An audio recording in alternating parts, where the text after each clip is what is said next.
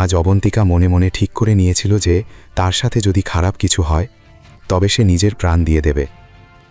এই ধরনের জীবন সে আর বাঁচতে পারছিল না।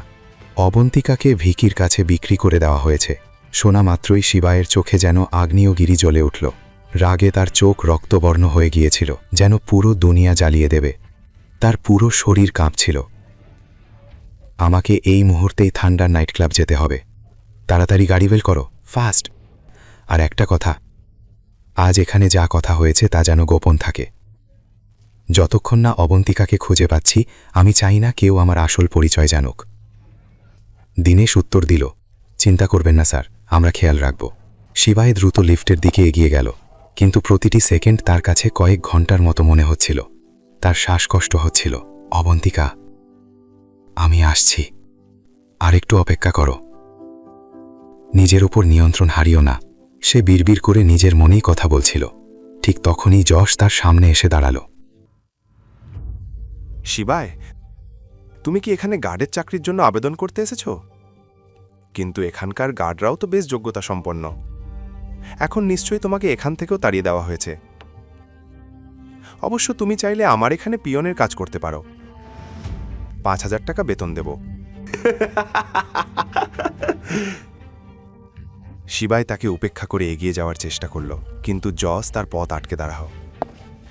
তো এখন তুমি আমাকে তেজ দেখাচ্ছ? জানো, আজ আমি ইন্ডাস কোম্পানির সাথে একটা চুক্তি স্বাক্ষর করতে যাচ্ছি। এই চুক্তিতে আমার কোম্পানি আর ইন্ডাসের নাম উজ্জ্বল হয়ে যাবে। আমি কোটিপতি হয়ে যাব। কিন্তু তোমার জন্য তো দারিদ্র্যের সাথে ইন্দোরে বেঁচে থাকাই কঠিন হয়ে পড়বে। এখন তো নন্দিনীও তোমার হাত থেকে বেরিয়ে গেছে। রাগে শিবারের মুঠি শক্ত হয়ে এলো। তার মাথায় তখন একটাই চিন্তা ঘুরছিল, অবন্তিকা বিপদে আছে, আর এই বোকাটা তার সময় নষ্ট করছে। আমার কাছে তোমার এই বাজে কথা শোনার সময় নেই, আমার পথ থেকে সরে দাঁড়াও। শিবাই দাঁতে দাঁত চেপে বলল। শিবায় আর এক সেকেন্ডও সেখানে দাঁড়াতে পারছিল না। সে কিছু না বলেই যশকে জ্বলে একটা ধাক্কা দিয়ে লিফটে উঠে গেল। যশ টালমাটাল হয়ে সামলে নিল, কিন্তু পরের মুহূর্তেই রাগে চিৎকার করে উঠল, এই 2 পয়সার লোক, আমাকে উপেক্ষা করে চলে যাচ্ছিস? একবার এই চুক্তিটা সই হতে দে, তারপর তোর এমন দশা করব যে। ঠিক তখনই লিফটের দরজা বন্ধ হয়ে গেল। লিফট বন্ধ হতেই শিবায় দীনেশকে ফোন করে শুধু এইটুকু বলল, there will be no deal between Yash and Indus group. Noted sir.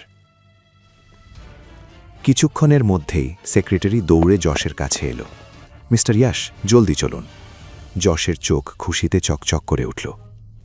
Dineshji কি ফ্রি হয়েছেন? আমি কি চুক্তি সই করতে যেতে পারি? না, দীনেশজির আদেশ, তিনি আপনার সাথে চুক্তি বাতিল করছেন। যশের মুখ ফ্যাকাশে হয়ে গেল। কি কি বলছেন এসব? আপনার কি হুঁশ আছে? আমার তো আগেই কথা হয়ে গিয়েছিল। আমি আমার সর্বস্ব এই চুক্তিতে লাগিয়ে দিয়েছি। যদি এই ডিলটা না হয় তবে আমি পথে বসে যাব। যশ ঘাবড়ে গেল। দুঃখিত, কিন্তু আমি কিছু করতে পারবো না। এটা ম্যানেজারের সিদ্ধান্ত। আপনি আমাদের কোম্পানির খুব বড় একজন মানুষকে অপমান করেছেন। ওনার কথাতেই এই ডিল বাতিল করা হয়েছে। এখন তাড়াতাড়ি এখান থেকে বেরিয়ে যান, নয়তো আমাকে গার্ড ডেকে আপনাকে জোর করে বের করে দিতে হবে।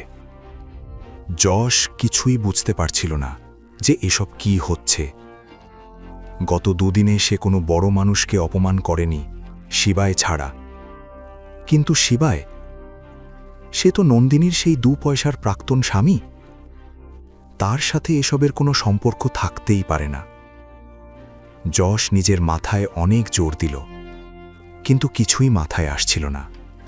অন্যদিকে শিবায় অফিস বিল্ডিংয়ের পার্কিং লটে চলে এলো। সে গাড়ি স্টার্ট দিয়ে পূর্ণ গতিতে সেখান থেকে বেরিয়ে গেল।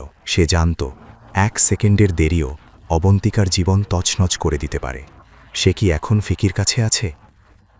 সেই ক্ষুধার্ত পশুর মতো লোকটা কি তাকে ছিনে খাওয়ার অপেক্ষায় বসে আছে?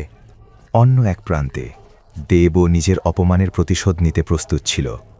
সে আন্ডারওয়ার্ল্ড মাফিয়া হেডশটকে শিবায়ের নামে সুপারি দিয়ে দিয়েছিল। হেডশট ফোন করে দেবকে বলল, দেবজি, অর্ধেক টাকা পেয়ে গেছি, আজই তোমার কাজ হয়ে যাবে। আমাকে এমনি এমনি হেডশট বলে না, মাথার একদম মাঝখানে গুলি মারব। এখন কি হবে? শিবায় কি অবন্তিকাকে বাঁচাতে পারবে? কি হবে যখন শিবাই জানতে পারবে যে দেব এ মারার জন্য হেডশটকে পাঠিয়েছে, যে কিনা আবার দীনেশের ভাইপো? যশের ডিল বাতিলের খবর শুনে রেখা আর নন্দিনীর কি অবস্থা হবে? যশ কি কখনো জানতে পারবে যে আসলে শিবাইকে? বাকি গল্প জানতে দেখুন পরের এপিসোড শুধুমাত্র পকেট এফএমের ইউটিউব চ্যানেলে। আর শিবাই এক বিনাশাকের সব এপিসোড শুনতে পকেট এফএম অ্যাপ ডাউনলোড করুন এবং বর্ণনায় দেওয়া লিঙ্কে ক্লিক করুন।